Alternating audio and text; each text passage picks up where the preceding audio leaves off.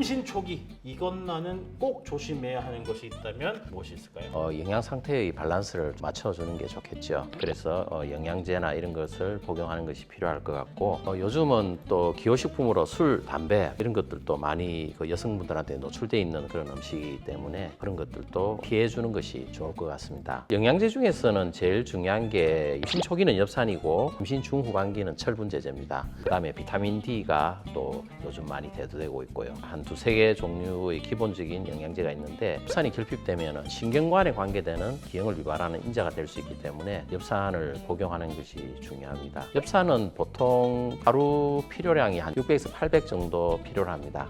우리 보통 비임신 여성에서는 한 400 마이크로그램 정도 하루에 필요하지만은 임산부들은 조금 더 높여서 먹기 때문에 600에서 800 정도 필요하고요. 그리고 과거에 한번 임신을 앞에 했을 때에 신경관 결손증의 과거력이 있는 분들이 있습니다. 그것 때문에 아기를 실패하고 다시 임신을 하시는 분이 있는데 이런 분 같은 경우에는 한 3개월 정도 임신하기 전부터 4,000 마이크로그램 그러니까 한 4mg이 됩니다. 하루에 그렇게 복용해 주시면 됩니다. 엽산은 수용성 비타민이기 때문에 많이 드셔도 아무 관계가 없습니다. 그래서 훨씬 더 많이 드셔도 크게 문제되지는 않습니다. 그 다음에 또 대표적인 게 알코올인데 술을 드시고 임신하신 분들이 많습니다. 의외로 임신하는 그 시기에 어떤 분위기 때문에 술을 드신 분들도 있고 또 임신한 줄 모르고 요즘 직장에 다니시는 분들은 회식으로 인해서 또 술을 드신 분도 있고 그 때문에 되게 걱정하시는 분이 있는데 술은 기형을 유발하는 물질입니다. 술은 발암 물질이면서 기형을 유발하는 물질인데 여기에서 한 가지 맹점이 있습니다. 용량하고 좀 관계가 있습니다. 그리고 얼마나 노출되느냐하고 관계가 있습니다. 첫 번째가 용량이고 두 번째가 얼마나 노출되느냐 하는 건데 얼마나 노출되느냐 하는 것이 더 중요합니다. 예를 들어서 오늘 내가 회식이었는데 술을 곤드레 만들어야 될 정도로 한 번 정도 마셨다. 평소에는 그렇게 안 마시는데 5분에 그렇게 됐다. 그런데 알고 보니까 그게 임신으로 연결돼 있었다. 이제 이런 경우에는 상당히 걱정을 많이 하시는 분들이 많습니다. 근데 반대로 매일 나는 소주 한 잔이나 반주로 마시지 않으면 식사를 할 수 없다. 그 두 개를 비교를 했을 때 누가 더 해로우냐 하면은 두 번째입니다. 계속 꾸준히 드시는 분. 그 빈지 드링킹이라 그러는데 파티하면서 흥청망청 드신 것이 한 번 정도 있다면은 그것은 이때까지 제 경험으로 볼 때는 한 30년 의사생활하면서 그렇게 문제되는 정도는 아니었다. 그렇게 보고 있고요. 그러나 술은 임신하면 드시면 안 됩니다. 무알코올과 알코올풀이 약간 다릅니다. 우리나라 주세법상 알코올이 0.01 이하로 있느냐 없느냐에 따라 가지고 알코올이 있다 없다를 나누는 것뿐이지 그 중에서는 알코올이 완전히 없는 게 있고 알코올이 조금 아주 미량이지만 있는 게 있습니다. 그런데 저는 두 개 다 먹지 말라고 그럽니다.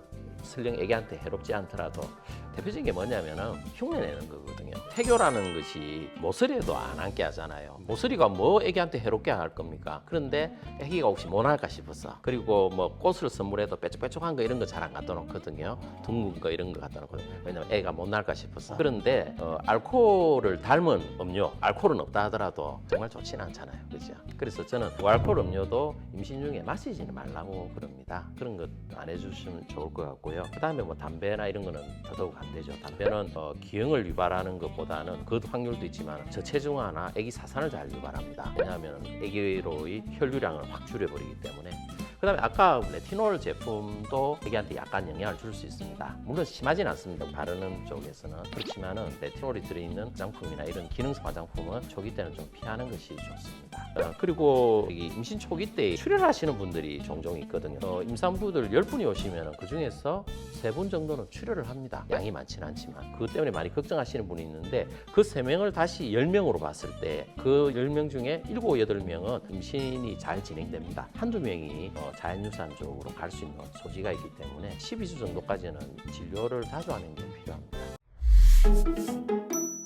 그다음 커피가 있나요? 커피 있죠. 예, 커피는 임산부들 금기시하는 겁니다. 카페인이. 근데 그 용량이 있습니다. 근데 WHO에서는 한 300 정도 하고 우리나라도 한 300 정도 이하로 커피를 마시게 하고 있고 미국이나 호주 같은 유럽 쪽은 한 200mg 조금 더 낮게 그렇게 하고 있는데 200이나 300mg이 도대체 얼마 양의 카페인인가 생각하겠는데 아메리카노 한 잔 정도는 150에서 200 정도 됩니다. 그래서 한 잔 정도는 괜찮다고는 하는데 이것도 꾸준히 먹으면 아까 말했듯이 모든 용량은 꾸준히 먹는 게 굉장히 중요합니다. 커피는 꾸준히 먹을 수 있는 확률이 있기 때문에 그러면 아기가 약간 저체중화가 될 수 있습니다. 커피도 아기를 저체중화로 만드는 성질이기 때문에 간혹 한 번 드시는 건 관계는 없는데 꾸준히 습관적으로 드시는 거는 좋지 않다. 그렇게 보시면 되겠습니다. 디카페인 같은 경우에는 카페인이 많이 줍니다. 요즘 디카페인이 많거든요. 그런 경우에도 도움이 많이 될 것 같습니다. 매운 음식도 너무 좋은데 피부에 안 좋다. 매운 음식 아토피는 아무 관계 없습니다. 아토피는 유발 물질이 다 단백질이어야 되는 분자량이 많은 거라 해야 됩니다.